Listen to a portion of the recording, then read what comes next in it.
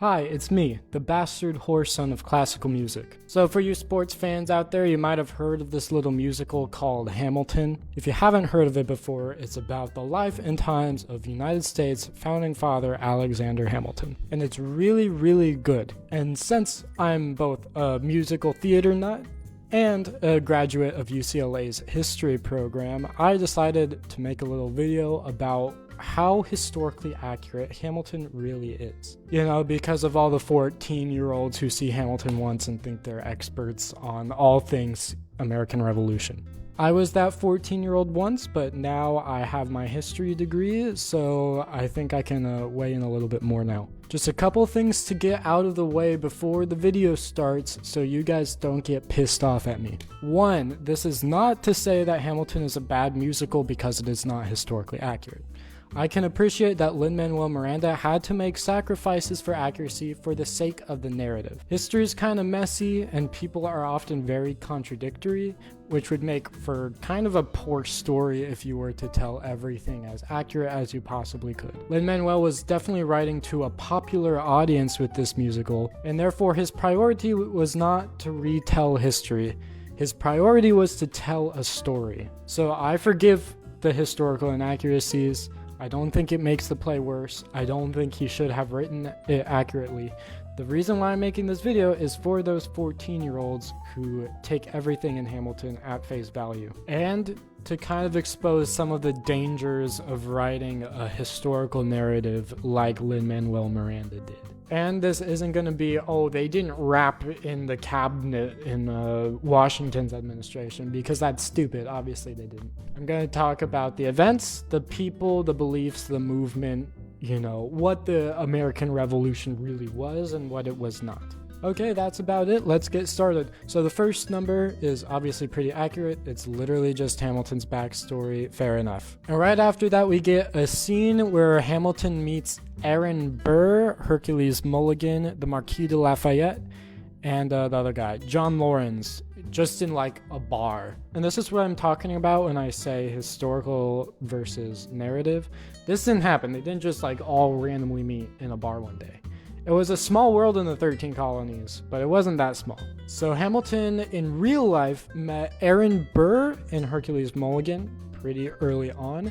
He actually boarded with Hercules Mulligan upon arriving in New York, but he met the Marquis de Lafayette and John Lawrence later on when he joined the army. And even though this scene didn't exist of all of them just shooting shit in a bar together, these people did all know each other, so this is forgivable. You know, obviously Hercules Mulligan didn't want to associate too much with these patriots because he was a spy, but it's fun to see them all interacting together, so it's good for the story. Now, one of my favorite history nerd moments of the show is the Farmer Refuted. The Farmer Refuted is a song where Alexander Hamilton argues with a loyalist named Samuel Seabury. Now, these arguments were 100% real, and in fact, the Farmer Refuted is the name of Alexander Hamilton's response to Samuel Seabury's writings. I actually did my capstone at UCLA on the American Revolution, and this was one of the sources that my professor said we should use. Not the song in Hamilton, but the actual writings. What's really funny about this song is later on they stop discussing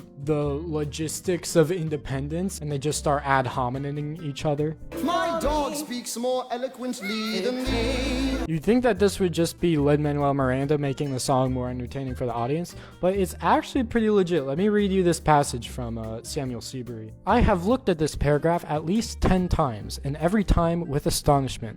It is so superlatively arrogant and impudent that I confess myself at a loss what to say to it. So their back and forth in the song is actually pretty spot on to the way that they wrote to each other in their letters. So in general, this song gets the history professor's seal of approval as something that is historically accurate and covers a real argument that was had between the Patriots and the Loyalists, but there is one line that bugs the shit out of me. Why should a tiny island across the sea regulate the price of tea? This is very reductive. You know, this is the libertarian view of, you know, the American Revolution happened because taxes, and therefore there should be no taxes. Remember, the Patriot slogan was not no taxation. It was no taxation without representation. The taxes themselves were not the issue. No one would make an argument that, you could just get rid of taxes entirely. That's unrealistic, that's naive, that's childish. And plus, British tea with the taxes was still cheaper than getting tea from other sources. It was not the taxes themselves that made the Patriots angry.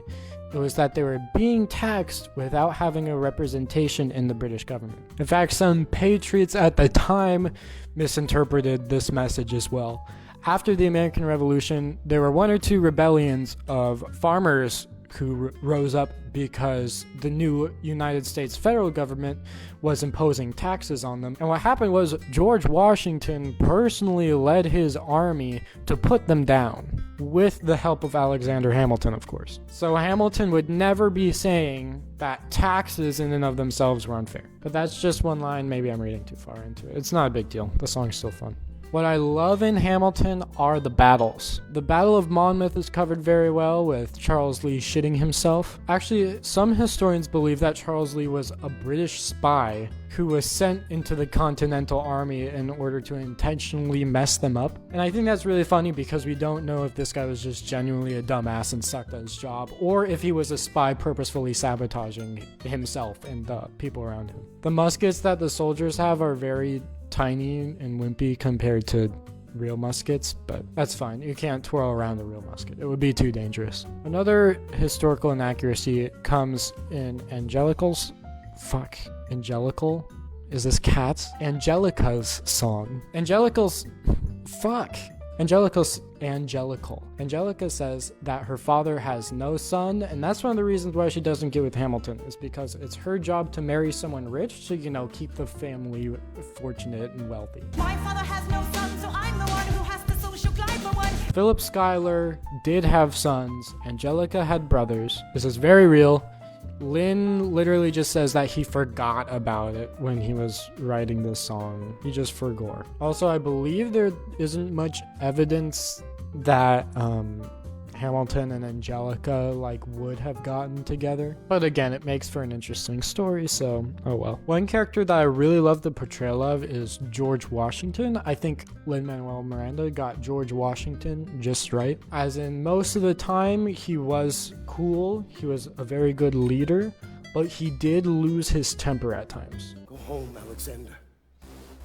That's an order from your commander. Like when he told Hamilton to go home. I also love the play's portrayal of the Marquis de Lafayette and the help that the French gave the Americans in the American Revolution in songs like Guns and Ships. The Battle of Yorktown is just a baller song. I love when they all pose with their muskets at the end of the battle. It's cool that Hercules Mulligan gets some love for the spy work that he did during the American Revolution. Now, Hercules Mulligan was not the most notable spy for the Americans during the American Revolution. The majority of the spy stuff, including, I believe, the Battle of Yorktown, was done by the Culper Spy Ring. The Culper Spy Ring was a ring of New York, just really random people like cabbage farmers who ended up forming a spy ring that was not just so effective that it fooled the British. It was so effective that we did not know who the spies were until the FBI conducted an investigation in the 1950s, I believe. If you'd like to learn more about the Culper Spy Ring, I suggest watching the series Turn Washington Spies.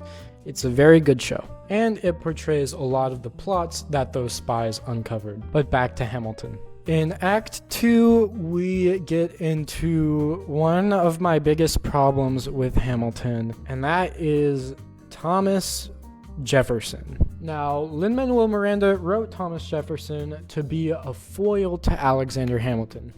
Equally arrogant, equally loudmouth and bothersome, equally ambitious, but politically and philosophically opposed to Hamilton. And this is wrong, and this is one of the biggest problems I have with the 14-year-olds who see Hamilton, is they come away with the message that Thomas Jefferson was a big asshole and Alexander Hamilton was a stand-up dude. And this also reflects how the musical Hamilton has shifted historians' view on U.S. history. Before Hamilton, Alexander Hamilton was one of the most equally despised figures of American history. Not necessarily because he was evil or the things he did was wrong. He actually did a lot of kick-ass stuff during his life, as you know if you've seen the musical, but just because he was an unlikable dude. He pissed off a lot of people. Even the people who were close to him and friendly with him said that he was really pretty insufferable. I mean, that's why John Adams fired him, is because he was like a piece of shit and thoroughly unpleasant to be around. Mr. Jefferson, whom you despise, is an infinitely better man. I would rather be vice president under him or resident minister to the Barbary pirates than be indebted to a creature such as Hamilton for my present post. Paul Giamatti, who plays John Adams in the HBO John Adams miniseries, talks about this in an interview. Oh, Mr. Hamilton, I question your sanity. Now, either you are stark raving mad, or I am. Good day, sir. Hamilton, well, now he's everybody's hero, but he was a more complicated figure when that thing was being made. All that stuff was taken from letters. Thomas Jefferson, on the other hand, was the opposite. He was likable even to people who disagreed with him. He was a very quiet and reserved guy. I have not heard you say 3 words together in the last Congress. I have no gift for oratory. And that's really why he was picked to write the Declaration of Independence. It's because he was mostly a background figure in the Second Continental Congress. He liked to stand in the corner by the windowsill, and he rarely talked. He had no enemies, which is why he was chosen to write the Declaration of Independence. People wouldn't oppose it just because it was written by him, because he was known to be a pretty cool dude. I am obnoxious, suspected, and unpopular. And you are very much otherwise. There's actually a story about the Second Continental Congress which kind of tells a lot about Thomas Jefferson's personality. Thomas Jefferson believed in the separation of church and state. So one day in the Second Continental Congress, someone proposed a national day of prayer in the colonies. Thomas Jefferson spoke against it, saying the state should not have the power to mandate prayer. John Adams snapped at him, saying, "Why not? Only an idiot would not be a Christian anyways." Adams realized after the fact that this was probably hurtful towards Jefferson, who himself was not super Christian. But to ease the tension, Thomas Jefferson just walked over and sat next to him silently. This is obviously a very different person than the Thomas Jefferson which is portrayed in Hamilton. You don't have the votes. Again, my problem is not that Lin-Manuel Miranda wrote Jefferson like this. My problem is with the 14-year-olds. The 14-year-olds who see in Hamilton and just assume it's true and that's how it was. Also, the 14-year-olds walk away from this musical with a message that Hamilton was anti-slavery. And this gives them more moral justification for shitting on Thomas Jefferson because Thomas Jefferson was a slave owner. And they do this with the presumption that Hamilton in real life was as anti-slavery as he was depicted in the musical, and therefore is a really good guy. Now, Thomas Jefferson was in theory anti-slavery. He was buds with John Lawrence, whose main goal in life was to form an all-black military regiment and promise the soldiers their freedom. But Hamilton also married into a slave-owning family, the Schuylers. And through the Schuyler family, Hamilton himself bought and sold slaves. Not to mention, Hamilton supported the 3/5 compromise in the Constitution, which rendered slaves as 3/5 of a person as far as the state was concerned. And Hamilton defended slave owners in court. I personally disagree with pushing modern day morals on people from the past. So I'm not saying Hamilton is evil for these reasons and we should fucking hate him or whatever. I'm saying once again, this is a story. Lin-Manuel Miranda knew to a popular audience someone involved with the slave trade probably would not be as easy to support as the protagonist. So he wrote Hamilton to be more anti-slavery than the real-life Alexander Hamilton was. Also, something that I wanted to mention regarding Thomas Jefferson and Alexander Hamilton. In the musical, Hamilton assaults Thomas Jefferson that sang while the soldiers were dying out fighting in the American Revolution, Jefferson was off having sex in France or something. You think I'm frightened of you, man? We almost died in the trench, or you were off getting high with the French.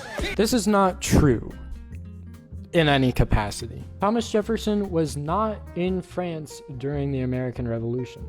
Thomas Jefferson went to France in the year 1785, which was not only several years after fighting had stopped in the American Revolution, it was several years after the Americans and the British signed a treaty officially ending the war. During the war, Thomas Jefferson was governor of Virginia, and he had several close brushes with death at the hands of the British. In one instance, the British raided the capital of Virginia. A cannonball struck the building that Thomas Jefferson was in, and he escaped just barely. And then shortly thereafter, the British occupied Monticello. Thomas Jefferson had his family evacuated before him, and he stood watch and saw the British approach, so he hauled ass out of there very quickly. And you can imagine, this is the guy that wrote the Declaration of Independence. If the British got their hands on him, they would have hanged him. So you can't really say that Thomas Jefferson was just off luxuriating during the American Revolution.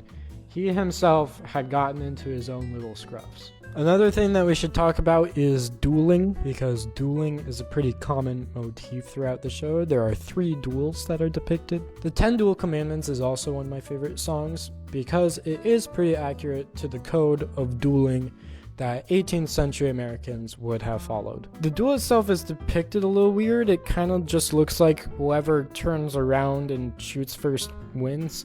That's not really the case. They would count 10 paces, turn, face each other, and then whoever drew first position gets the first shot. Either that or they would face each other and both shoot at the same time, more or less. This is how it was for Philip Hamilton's duel, Alexander Hamilton's son. What happened is that Philip just refused to shoot. He didn't signal this by aiming his gun towards the sky. He signaled this by keeping his gun aimed at his feet at the ground.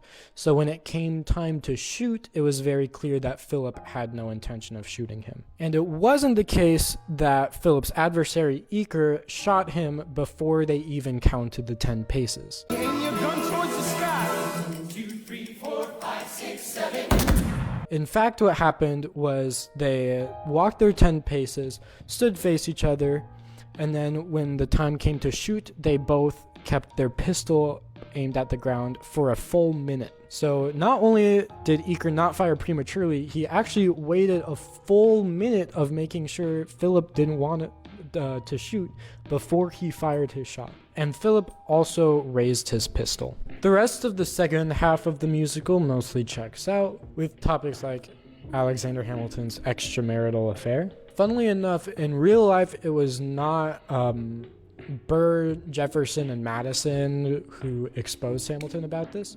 It was future U.S. President James Monroe. And Alexander Hamilton almost threatened Monroe to a duel for exposing Hamilton. The person who prevented said duel was none other than Aaron Burr. So very poetically ironic that Aaron Burr would prevent this duel of Alexander Hamilton versus James Monroe, but would later kill Hamilton in a duel himself. Finally, there is the duel between Aaron Burr and Alexander Hamilton.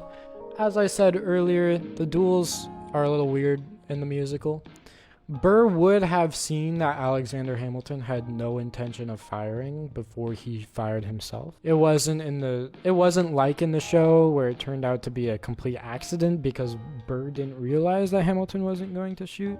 And indeed, in real life, Aaron Burr did not have remorse for shooting Hamilton like he does in the show in the song The World Was Wide Enough. In real life, Aaron Burr referred to Hamilton as, quote, the friend whom I shot, which sounds, real sad and regretful to me, By the way, after these events, Burr kind of loses his mind in real life. He raises his own militia in the frontier and tries to goad the Spanish into a war. It was kooky. Burr was definitely mad in the dome. But anyways, that is the end of the show Hamilton and its various historical accuracies and inaccuracies. Again, I can't stress enough that I do really, really love this musical. Lin-Manuel Miranda was completely within his right to write the musical as the way he did. And that is why the musical is so good, is because it's not as confusing and ambiguous as the real life circumstances were. It's very clear there are good guys, there are bad guys, the good guys beat the bad guys. and it's satisfying for the audience watching. The dangers are, as ever, the 14-year-olds. So I'd just like to end this video with a reminder, do not believe everything you see. If you see a piece of media that is based on a real-life event, do your research before coming to the conclusion that everything you just watched was true to reality. And if you ever run into those 14-year-olds now, I encourage you to partake in violence. I encourage you to use the facts you learned in this video to set them straight. If you made it this far, thank you very much. I really do appreciate it, and feel free to poke around the rest of my channel. Maybe you'll see more videos that you enjoy. I am still a very small channel with less than 100 subs, so I do appreciate all the help I can get. But anyways, thank you and break legs.